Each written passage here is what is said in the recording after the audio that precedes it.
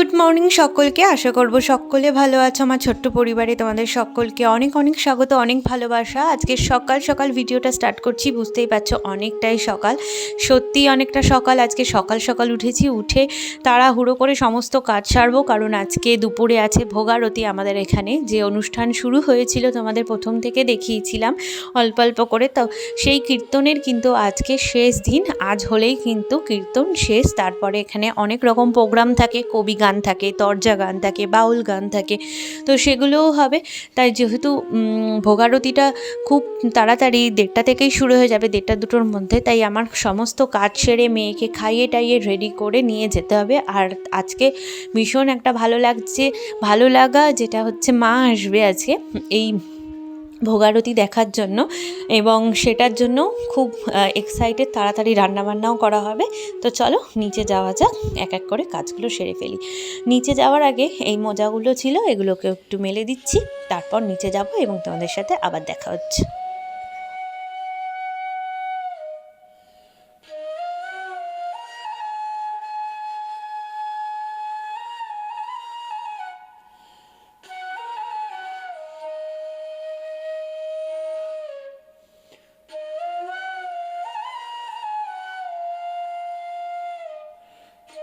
সকালে উঠেই আগে পুজোর কাজে লেগে পড়েছি। আমি সকালে উঠে আজকে পুজোর ঘরে না ঢুকে আগে জামা কাপড় কেচে মেলেছিলাম, কারণ আজকের ওয়েদারটা ভীষণই খারাপ, আর কেমন একটা মেঘলা করে আছে, আর বেশ ঠান্ডাও আছে। তার জন্য আগে কেচে মেলে দিয়ে তারপরে ফ্রেশ হয়ে এখন ঠাকুরের কাছে এসেছি। আর গোপালকে একটু স্নান দেব, যেহেতু এখানেও ভোগারতি, একটু ঠাকুরকেও আমি স্নান দিয়ে নিলাম। আমাদের কিন্তু পাড়ার অনেকেই তাদের গোপাল দেয় এই মন্দিরে অনুষ্ঠানের সময়, কিন্তু আমি না নিজে বাড়িতে উপস্থিত থাকাকালীন গোপালকে কোথাও দিতে একেবারেই মানে মন চায় না আর কি, পছন্দ করি না। আর আজকে ওপরে এই যে লেপ কাঁথাগুলোও দেবো। খুব একটা রোদ নেই, কিন্তু না দিলেও নয়, কারণ ভূমি কদিন ধরে ভীষণ একটা সমস্যায় ভুগছে। সমস্যাটা হলো কৃমির সমস্যা।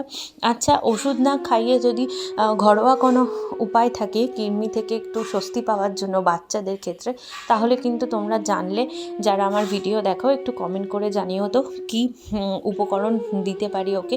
তো সারা রাত ঘুমায়নি, খুব কষ্ট পেয়েছে, আর রাতের দিকে এই অসুবিধাটা বেশি হয়। আর এগুলো সব ভিজা একটু একটু, যেহেতু খুব অসুবিধা করেছে আর সব ভিজিয়েওছে, তাই আবার এই দেখো সব রোদে দিলাম। এই আমার এক কষ্ট।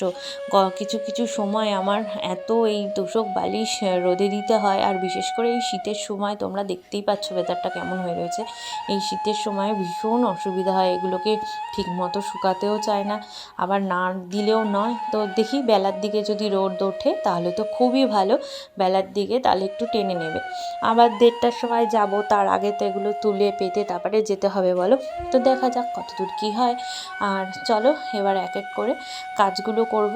আর এখানে আমি তোষকটাকেও নিয়ে রোদে দেব, সেরকম রোদ ওঠেনি মোটামুটি, তো তার জন্য এই কার্পেটটাকে পেতে রাখলাম, আর ওর বাবা এসে তোষকটা মেলে দিয়ে যাবে।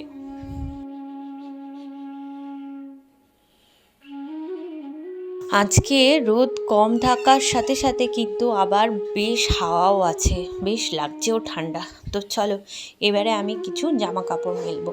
এই দেখো, এই নিয়ে যে কয়বার আমি ধুই আর কয়বার আমি মেলি তার আমার কোনো ঠিক ঠিকানা থাকে না। সকালবেলা কিছু ছিল, আবার সেগুলোকে কেচে মেলে দিয়েছিলাম, আবার এখন কিছুটা বেরিয়েছে, সেগুলোকে এবার মেলবো, তারপরে যাবো।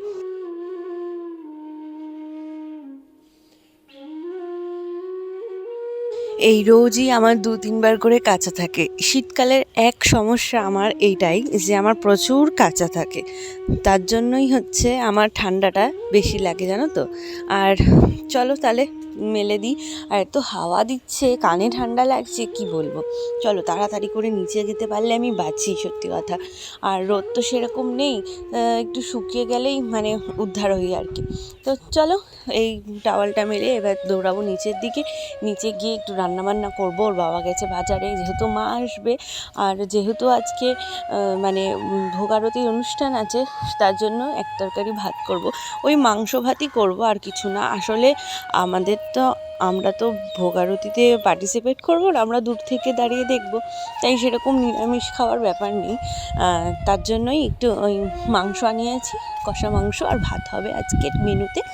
তো চলো এবার নিচে যাওয়া যাক। মোটামুটি আমার গুছিয়ে নেওয়া হয়ে গেছে ছাদের এদিকে। দেখো ভাত বসিয়ে দিয়েছি, প্রথমেই ভাতটা হয়ে যাক, তারপর মাংসটা বসাবো। ব্যাস, ভাত আর মাংস।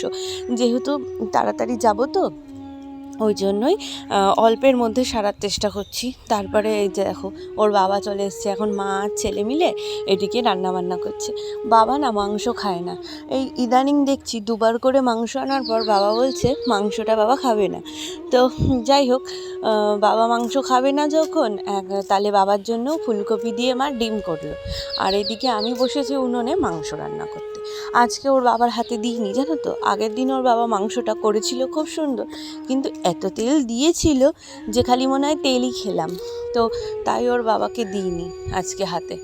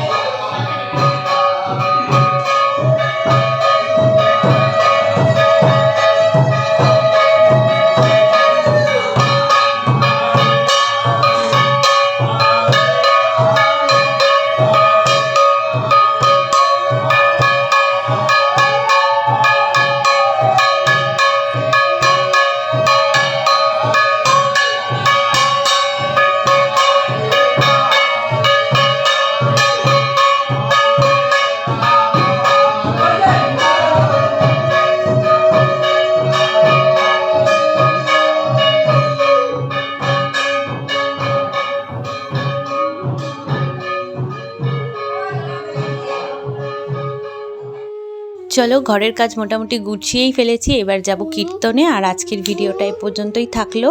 অন্য ভিডিওতে তোমাদের সাথে আবারও দেখা হবে। আর কেমন লাগলো সেটা অবশ্যই কমেন্ট করে জানিও, লাইক শেয়ার সাবস্ক্রাইব করো। চলো তাহলে দেখা হবে কীর্তনে গিয়ে। বাই আজকের মতো।